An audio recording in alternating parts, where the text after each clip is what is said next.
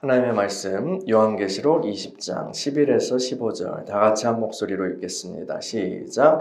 또 내가 크고 흰 보좌와 그 위에 앉으신 이를 보니 땅과 하늘이 그 앞에서 피하여 간데 없더라. 또 내가 보니 죽은 자들이 큰 자나 작은 자나 그 보좌 앞에 서 있는데 책들이 펴 있고 또 다른 책이 펴졌으니 곧 생명책이라. 죽은 자들이 자기 행위를 따라 책들에 기록된 대로 심판을 받으니 바다가 그 가운데에서 죽은 자들을 내주고 또 사망과 음부도 그 가운데에서 죽은 자들을 내주매 각 사람이 자기 행위대로 심판을 받고 사망과 음부도 불못에 던져지니 이것은 둘째 사망 곧 불못이라. 누구든지 생명책에 기록되지 못한 자는 불못에 던져지더라. 아멘. 하나님, 우리가 주의 말씀 앞에 섭니다. 이 시간에 주의 얼굴빛을 비춰주시고 주님께서 친히 우리에게 주의 음성을 들려주시며 아버지 하나님의 그 마음과 그 사랑을, 그리스도를 통해서 나타내신 그 사랑을 우리가 깊이 깨닫고 체험하며 하나님 것 안으로 더욱더 우리가 들어갈 수 있도록 인도하여 주시옵소서. 말씀을 전하는 종을 붙들어 주시고 주의 영광과 주의 사랑을 잘 전할 수 있도록 권능으로 채워 주시옵소서. 예수 그리스도의 이름으로 기도합니다. 아멘. 샬롬. 네, 어떤 도시에요, 아주 불의한 재판관이 살고 있었어요. 이 사람은 하나님을 두려워하지도 않고 사람도 무시하는 그런 못된 재판관이었습니다. 그런데 그 동네에 살고 있는 어떤 과부가 있었어요. 이 과부가 아주 억울한 일을 당했어요. 그래서 날이면 날마다 이 재판관에게 찾아가서 막 민원을 제기하는 거예요. 내 원수에 대한 나의 원한을 풀어주세요. 저의 억울함을 풀어주세요. 라고 말이에요. 재판관은 처음에는 이 과부의 말을 듣는 척도 하지 않았어요. 근데 과부는 계속해서 찾아왔죠. 어떻게 알았는지 재판관이 밥 먹으러 갈 때도 그 앞에서 찾아와서 호소를 하고, 퇴근할 때를 기다렸다가 막 피켓을 들고 1인 시위도 하고 민원을 했어요. 아침에 출근할 때도 집 앞에 기다렸다가 민원 서류를 막 내밀었어요. 재판관은 너무 스트레스를 많이 받아서 안 되겠어. 이 여자 정말 끈질기네. 안 되겠어. 이 사람 요구하는 게 뭐였지? 내가 해결해줘야겠어. 그래야 내가 잠을 편히 자지. 라고 생각했어요. 여러분, 이 이야기는 성경에 나오는 이야기죠. 주님께서 제자들에게 하신 이야기예요. 주님께서는 아주 못되고 불의한 재판관조차도 이 끈질긴 과부의 청을 들어주었는데, 공의로우신 재판장이신 하나님께서는 어떠하시겠는지 생각해보라 라고 제자들에게 가르치시기 위해서 이 이야기를 해주신 거예요. 하나님께서는 이 세상의 어둠 속에서 신음하면서 밤낮 부르짖는 자들의 원한을 반드시 풀어주신다는 그런 말씀이죠. 그래서 우리 믿는 이는 이 세상이 아무리 어두워도 낙심하지 말고 하나님께 기도해야 합니다. 주님을 경외하면서 의로운 길을 가고 또 사랑의 길을 가려고 하다가 오히려 보상을 받는 게 아니라 칭찬을 받는 게 아니라 이 세상에서 핍박을 당하고 욕을 먹을 때 우리는 낙심할 수밖에 없어요. 그렇죠? 그리고 악한 길을 가는 자들이 오히려 잘 되고 그들이 죄값을 제대로 치르지 않고 하는 것을 보면서 우리는 분노하고 허탈감에 빠져요. 그러다가 이렇게 하나님 경외해서 뭐하나, 의의 길로 가서 뭐하나 하고 낙심하게 되죠. 시험에 들어서 하나님을 부인하고 스스로 내가 해결해야겠어 하면서 사적인 복수자가 되는 사람도 있어요. 혹은 이 세상의 유혹에 넘어가서 악한 길에 참여하는 길로 그렇게 급선회하는 사람도 있죠. 주님께서 제자들에게 요구하시는 것은 이러한 모든 상황 속에서도 요동하지 않고 끝까지 하나님 붙들고 신뢰하라는 그런 말씀입니다. 주님께서는 다시 오셔서 의로운 자들의 한 맺힌 기도에 응답해 주실 것입니다. 그들의 억울함과 원한을 풀어주실 것입니다. 십자가에서 죽으시고 부활하신 그리고 승천하신 주님께서는 공의로우신 재판관으로 이 땅에 반드시 다시 오실 것입니다.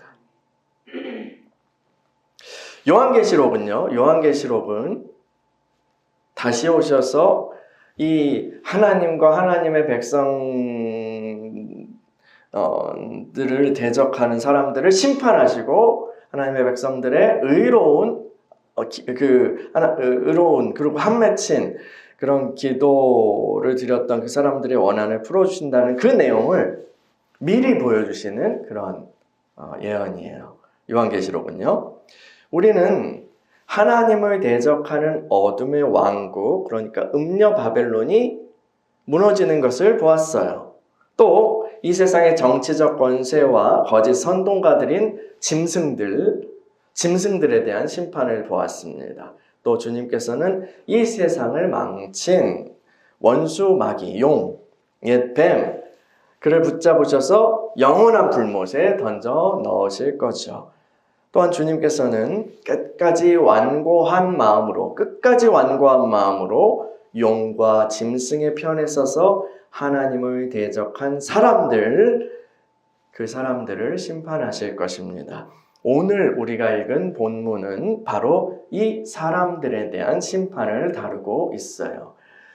오늘 본문을 다시 한번 읽어볼까요? 요한계시록 20장 11에서 15절 말씀입니다. 시작. 또 내가 크고 흰 보좌와 그 위에 앉으신 이를 보니 땅과 하늘이 그 앞에서 피하여 간 데 없더라. 또 내가 보니 죽은 자들이 큰 자나 작은 자나 그 보좌 앞에 서 있는데 책들이 펴 있고 또 다른 책이 펴졌으니 곧 생명책이라. 죽은 자들이 자기 행위를 따라 책들에 기록된 대로 심판을 받으니 바다가 그 가운데에서 죽은 자들을 내주고 또 사망과 음부도 그 가운데에서 죽은 자들을 내주매 각 사람이 자기 행위대로 심판을 받고 사망과 음부도 불못에 던져지니 이것은 둘째 사망 곧 불못이라. 누구든지 생명책에 기록되지 못한 자는 불못에 던져지더라. 아멘. 요한은 또 다른 환상을 봅니다. 크고 흰 보좌에 앉으신 분을 봅니다. 이 분은 우리 주님이시죠. 이곳은 주님의 재판정입니다. 죽은 자들이 다 그 보좌 앞에서 재판을 받게 되었어요. 그리고 그 주님 앞에 많은 책들이 펼쳐져 있습니다. 이 책은요, 각 사람들이 살아온 그 인생의 행적들이 기록된 책이에요. 이 책의 페이지마다 사람들이 저지른 죄의 역사가 빼곡히 기록되어 있죠. 어떤 사람들은 말해요. 죽음은 끝이고 아무것도 없어. 그러니 이 땅에서 무슨 일을 저질러도 들키지만 않으면 되는 거야. 돈과 권력이면 안 되는 것이 없어. 아, 역사의 심판 얘기하지? 결국 역사도 승자들이 기록하는 거야. 강자들이 기록하는 거라고. 이기는 자가 옳은 거야. 힘센 자가 정이라고.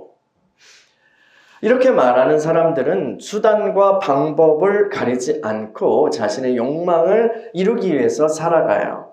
방해가 되는 사람들은 치워버리고 돈과 권력을 잡으려고 그렇게 달려가는 삶을 살아가죠.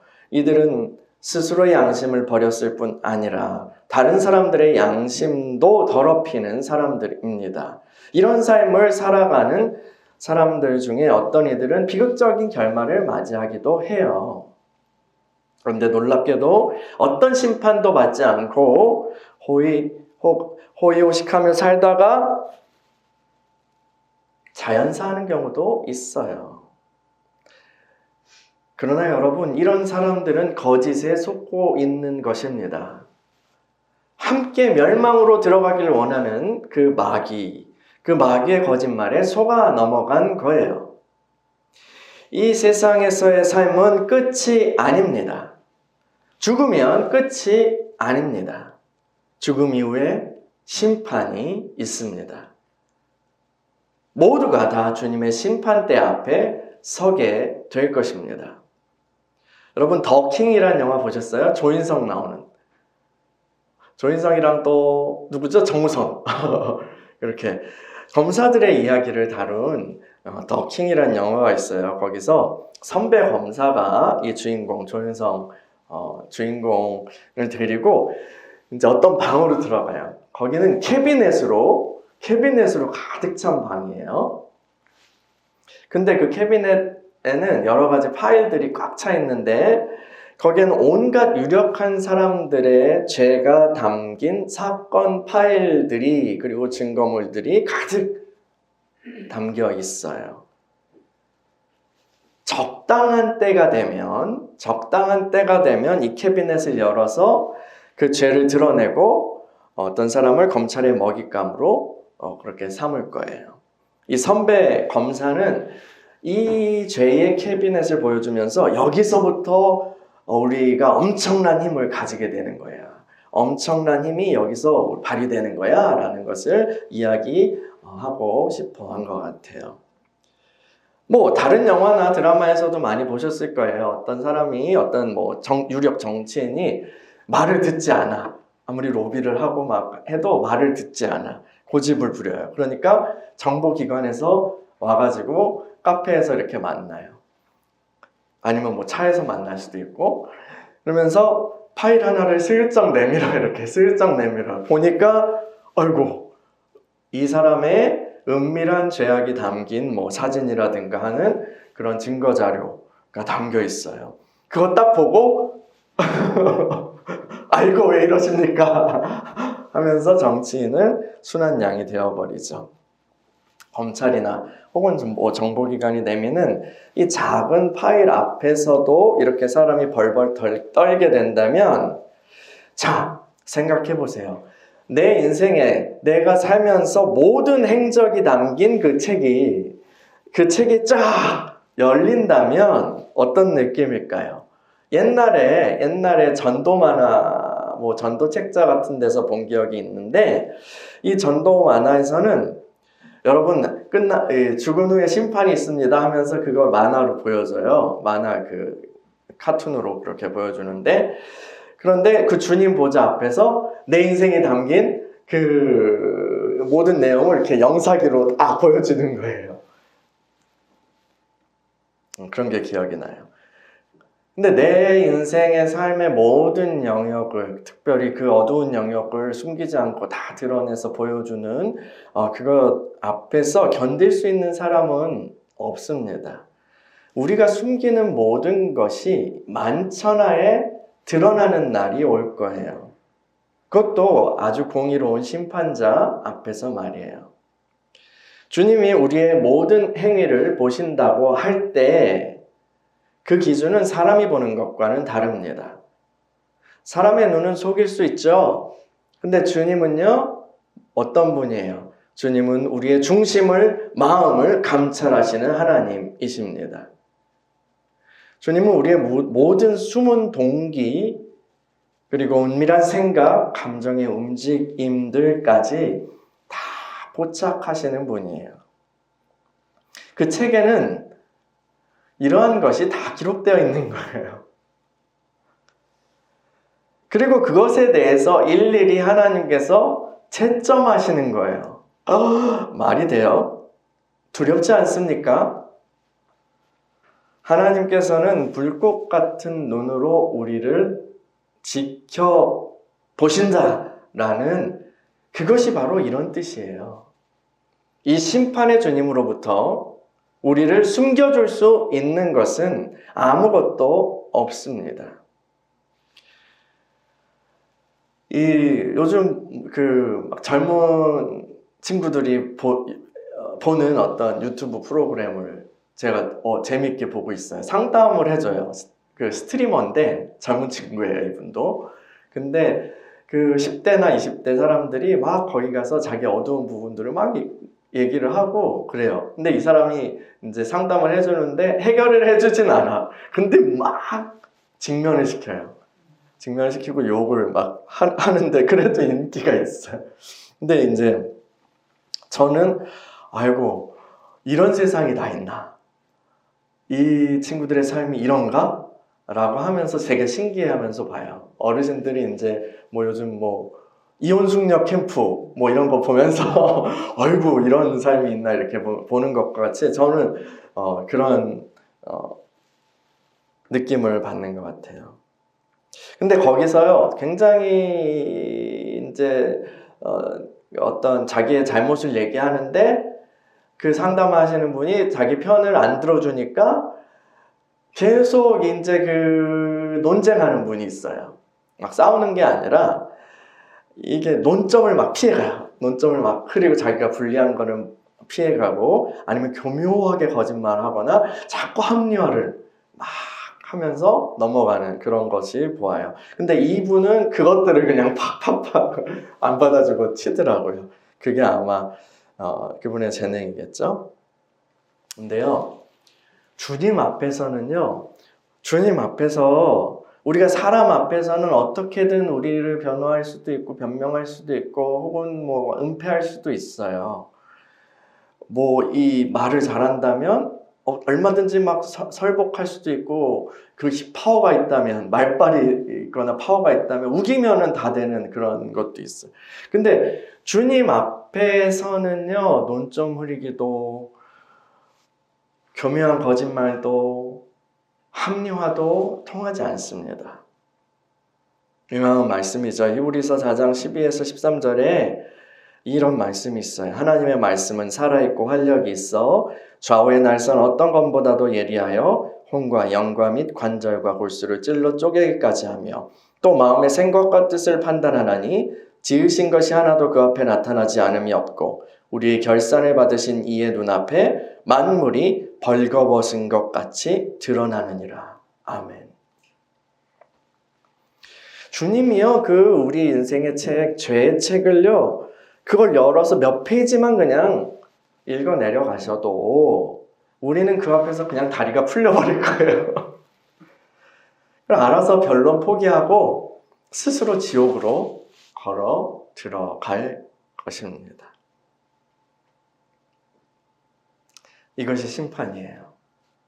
그런데 여러분 참으로 감사한 것은요. 주님의 보좌와 사람들 사이에 또 다른 종류의 책 한 권이 더 있다는 거예요. 그것이 바로 생명책입니다. 이 생명책에 기록되지 않은 사람들은 다 죄의 책의 내용을 따라서 각각 그 행위대로 심판을 받을 거예요. 그리고 판결은 다 사형이에요. 하나님 앞에서요, 법을 하나만 범해도 죄예요. 율법은 10개가 있으면 10개를 다 지켜야 돼요. 하나만 범해도 죄인이에요. 실격이에요. 그리고 죄의 대가는 사형이에요. 모든 사람은 그 죄의 대가로 죽음의 형벌을 받게 됩니다. 근데 육신의 죽음, 우리의 영혼과 몸이 분리되는 육신의 죽음뿐 아니라 둘째 사망의 형벌을 받게 돼요. 그들은 다 영원히 꺼지지 않는 불못에 들어가게 될 것입니다. 이것이 바로 우리가 흔히 말하는 지옥이에요. 이 심판이 있기 전까지는 죽은 사람들은 어디에 머무르냐면 여기 보면은 바다 혹은 사망, 음부에 머물러요. 바다, 사망, 음부. 이 세 가지로 표현되지만 다 죽음의 영역이라는 하나를 표현한 거라고 우리가 해석할 수 있어요. 이 죽음의 영역이에요. 성경이 이 세계가 어떤 세계인지에 대해서 자세히 말하지는 않아요. 그런데 이곳은 분명히 혼돈과 어둠과 악의 세계임이 분명해요.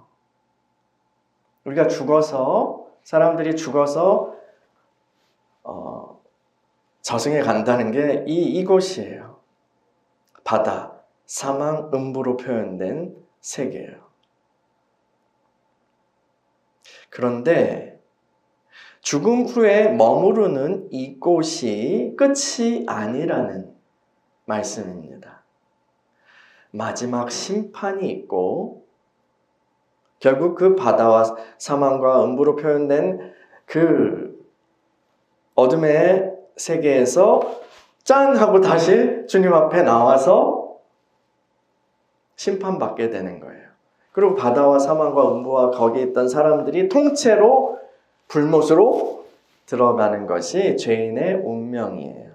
이것이 멸망의 길이에요. 그런데 생명책에 기록된 자들은 완전히 다른 길로 나아가게 됩니다. 유명한 말씀이죠. 요한복음 3장 16절 우리 대부분 외우잖아요. 하나님이 세상을 이처럼 사랑하사 독생자를 주셨으니 이는 그를 믿는 자마다 멸망하지 않고 영생을 얻게 하려 하심이라. 아멘. 생명책의 정식 명칭은요, 어린 양의 생명책이에요. 다음 장에 나오거든요. 어린 양의 생명책이에요. 예수 그리스도의 이름을 믿고 그 안으로 들어간 사람들은 이 생명의 리스트, 생명의 명부에 이름이 기록됩니다. 여러분, 사악한 권력자들이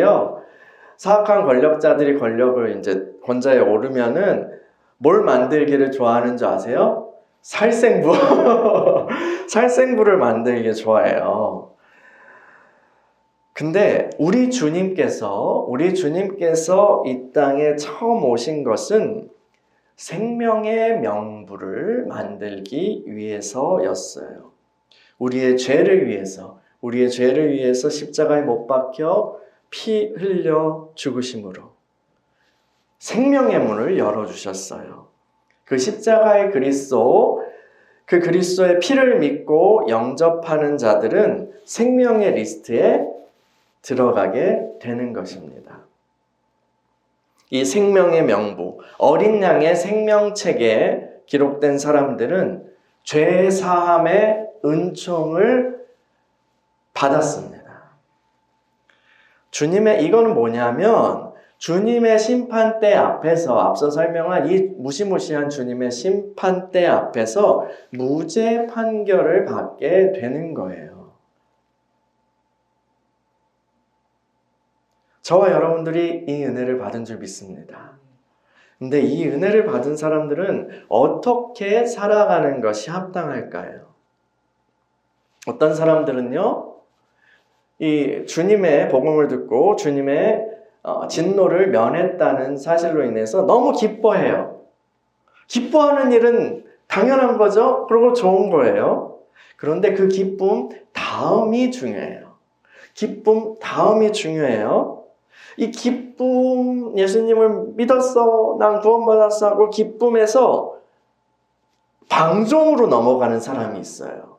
방종으로요.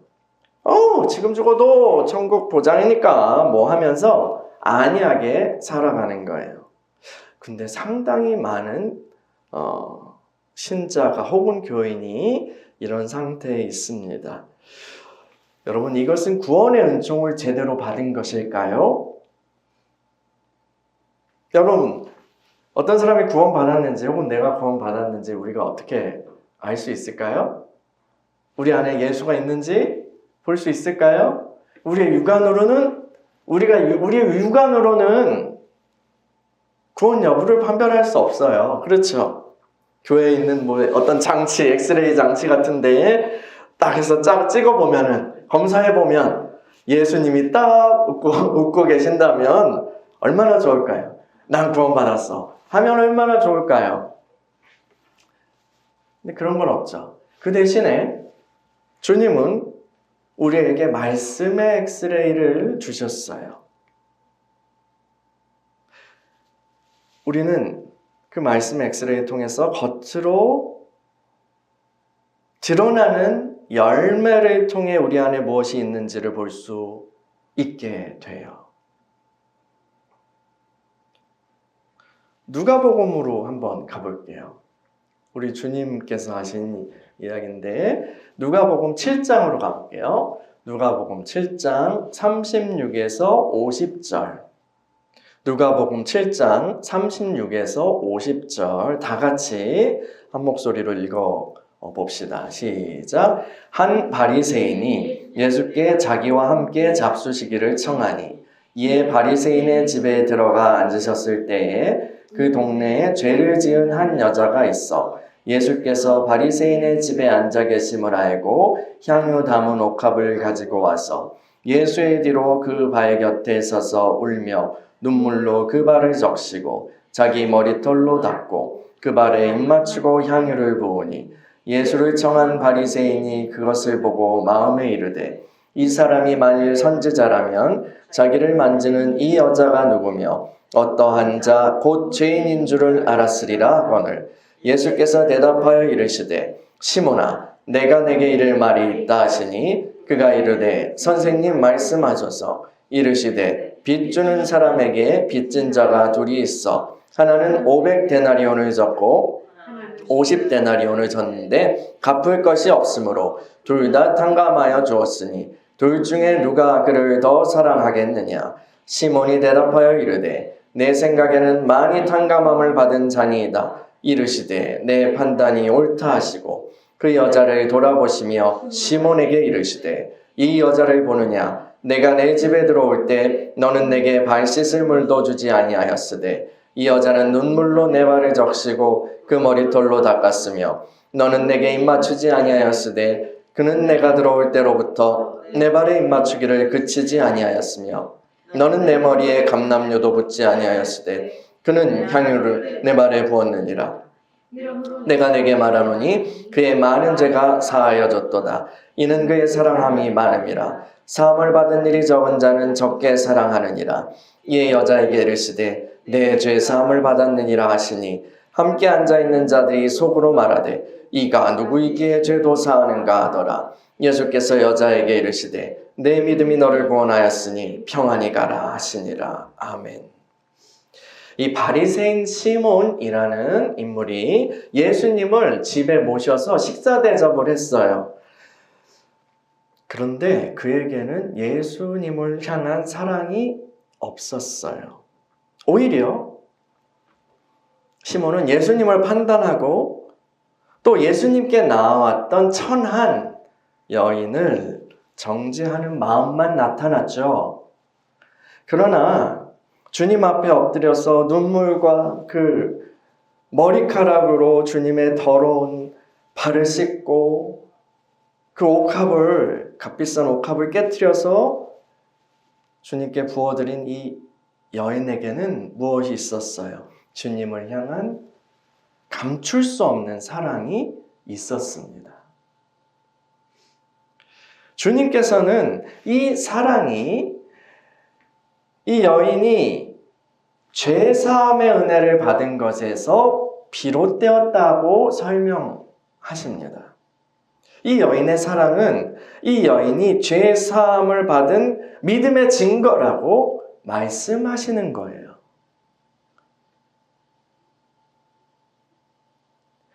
여러분, 저와 여러분에게는 이러한 믿음의 표가 있습니까? 주님을 향한 숨길 수 없는 사랑이 있습니까? 내 안에 그것이 없다면 내가 진정 구원받은 것인지 살펴봐야 합니다. 사도는 너희는 믿음 안에 있는가? 너희 자신을 시험하고 너희 자신을 확증하라 라고 말했어요. 여러분, 우리가 이제 복음을 전할 때 사형리 전도도 배웠잖아요. 그렇죠? 우리가 구원의 증거를 스스로의 체험에 두지 않기 위해서 여러분 감정에 의존하지 마십시오 라는 말을 많이 합니다. 그렇죠? 맞아요. 우리는 우리의 구원의 근거를 우리의 체험이 아니라 하나님의 말씀에 두어야 하죠. 그런데 여러분, 하나님의 말씀은 역사하는 말씀이고 또 경험되는 말씀입니다. 우리가 죄사함의 은총을 받았다면, 우리가 죄사함의 은총을 분명히 받았다면 주님을 향한 감출 수 없는 사랑이 나타나게 됩니다. 그래서 우리가 감사하고 찬양하고 주님을 예배할 수 있는 거예요. 유명한 말씀인 로마서 8장 28절에서는 분명히 이렇게 얘기해요. 하나님을 사랑하는 자, 곧 그의 뜻대로 부르심을 입은 자들에게는, 또 모든 것이 합력할 선이니라 이 말씀인데 이 앞부분만 보자고요. 하나님을 사랑하는 자, 곧 그의 뜻대로 부르심을 입은 자들에게는 이라고 표현해요. 여러분, 우리 구원은요 분명히 주님으로부터 시작된 거죠. 주님의 작정과 선택과 부르심으로 비롯된 거예요. 그런데 그 부르신 자들은 어떤 자들이에요? 하나님을 사랑하는 자, 곧 그의 뜻대로 부르심을 입은 자들에게는, 그 부르신 자들은 하나님을 사랑하는 자로 나타나요. 여러분 안에 그 사랑이 있습니까? 어린 양의 생명책에 기록된 자들은 무덤덤할 수 없습니다. 이것이 구원받았다면 늘 텐션이 막 이렇게 올라가 있다는 그런 의미가 아니에요. 그런 얘기가 아니에요. 가슴 깊은 곳에 주님의 은총으로 인한 깊은 사랑이 있다는 거예요. 이 사랑은 그냥 영화나 드라마 보고 눈물 짓는 그런 감정 정도가 아니라 삶을, 인생을 송두리째 바꾸는 그런 능력입니다. 어떤 유혹과 핍박 속에서도 주님을 배신하지 않는 그런 믿음이 이 사랑으로부터 나오는 것입니다. 자기를 부인하고 주를 따르면서 거룩한 변화를 추구하는 에너지가 이 사랑으로부터 나오는 것입니다. 그 사랑의 힘이 여러분을 움직이고 있습니까? 여러분, 계시록의 초반에 우리가 7교회에 대한 예언을 살펴봤죠. 그렇죠? 그 중에 4대 교회는 살았다라는 이름의 의미를 가졌지만 실상 그들에게는 생명이 없었어요. 요한계시록 3장 4대 교회 한번 살펴봅시다. 요한계시록 3장 1에서 6절. 요한계시록 3장 1에서 6절 다 같이 한번 읽어볼게요. 시작. 4대 교회 사자에게 편지하라. 하나님의 7영과 7뼈를 가지신 이가 이르시되 내가 내 행위를 아노니 내가 살았다 하는 이름은 가졌으나 죽은 자로다. 너는 일깨어 그 남은 바 죽게 된 것을 굳건하게 하라. 내 하나님 앞에 내 행위에 온전한 것을 찾지 못하였노니 그러므로 내가 어떻게 받았으며 어떻게 들었는지 생각하고 지켜 회개하라. 만일 일깨지 아니하면 내가 도둑같이 이르리니 어느 때에 내게 이르는지 내가 알지 못하리라. 그러나 사대에 그 옷을 더럽히지 아니한 자 몇 명이 내게 있어 흰 옷을 입고 나와 함께 다니리니 그들은 합당한 자인 연고라. 이기는 자는 이와 같이 흰 옷을 입을 것이요 내가 그 이름을 생명책에서 결코 지우지 아니하고 이름을 내 아버지 앞과 그의 천사들 앞에서 시인하리라. 귀 있는 자는 성령이 교회들에게 하시는 말씀을 들을지어다. 아멘. 이 4대 교회 사람들은요, 자기 안에 예수 생명이 있는 줄 알았지만 착각이었어요. 우린 믿음이 있어, 우리는 생명이 있어 라고 말하지만 주님 보시기에 그 실상은 그들의 행위는 주님 앞에서 온전한 것이 하나도 없었어요. 주님이 갑자기 오실 것이니까, 갑자기 도적같이 오실 것이니까, 그러니까 지금이라도 어서 처음 들었던 그 말씀을, 복음을 생각하고 회개하라고 말씀하십니다. 회개치 않으면 주님이 도적같이 갑자기 오셨을 때 어떤 일이 일어나요? 그들은 죽은 자로서 주님 앞에 서게 될 거예요. 그런데 그들 중 몇 사람, 아주 소수죠. 몇 사람은 흰 옷을 입고 있어요. 주님 보시기에요. 이 사람들에겐 생명이 있었어요. 이 사람들은 주님과 동행하는 자들이에요. 주님은 이 사람들처럼 하라고 사대교회에게 말씀하세요. 이 사람들처럼 흰 옷을 입으라고요. 흰 옷은 성도의 옳은 행실이라고 계시록 19장 8절에서 얘기했어요. 주님 앞에 합당한 행실, 열매를 보여야 되는 거예요. 세상과 타협하지 않는 거룩한 사랑을 나타내는 그런 믿음을 보여야 되는 거예요. 그런 자들의 이름은 생명책에서 영원히 보존될 것입니다. 여러분, 우리 입장에서요. 우리 입장에서 하나님의 사랑은 죄인을 구원하시는 은총으로 나타납니다. 이 사랑을 받은 우리들은 사랑에 빚진 자들이에요. 그리고 사랑을 아는 자들이죠. 이 사랑이 우리 존재에 다 닿으면 심지에 불이 붙듯이 우리 영혼이 불타오르게 됩니다. 사랑으로 불타오르게 됩니다. 사도는 이것을 영광에서 영광에 이른다고 표현해요. 하나님의 영광이 우리에게 다 우리가 주님의 형상으로 빛나게 되는 거예요. 그 영광은 사랑이에요. 오늘 우리 어린이 예배에서도 하나님은 사랑이시다 그랬잖아요. 그 영광은 사랑이에요. 이 사랑의 불꽃은 우리 존재를 밝히고 또 빛을 비춰요. 하나님은 어떻게 나타나요? 하늘의 하나님께 경배해요. 영광을 올려드려요. 주님을 찬양해요. 그리고 또 이 빛은 이웃을 향한 사랑으로 표현돼요.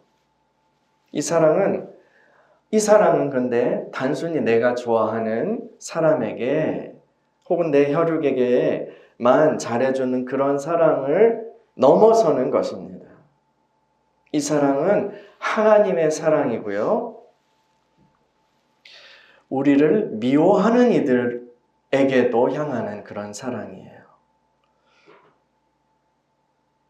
그러므로 이 사랑은 하나님이 우리를 사랑하신 것이 우리를 용서하시고 구원하시는 사랑으로 그렇게 경험되는 것처럼 그 사랑이 이 땅에서 우리를 통해 나타날 때 이 사랑은 자비와 긍휼과 또 특별히 용서로서 나타납니다.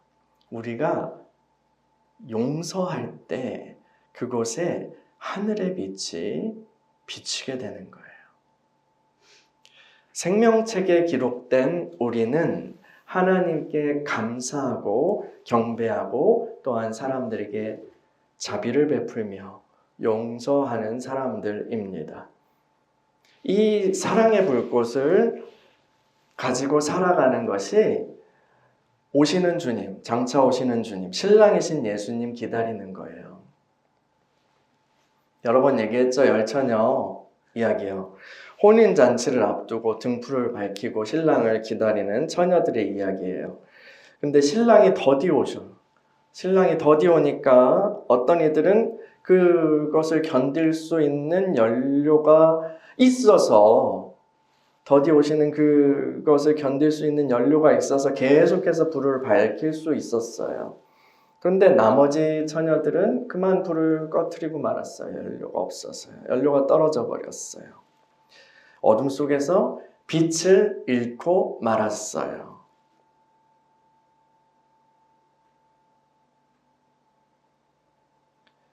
밤중에 신랑이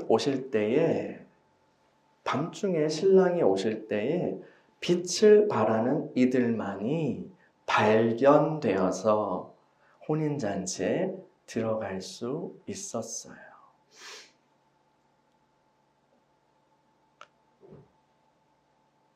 여러분, 우리가 어떤 상황에서도 이 세상의 어둠 가운데서도 사랑의 빛을 꺼뜨리지 않는 자들로 발견되길 원합니다.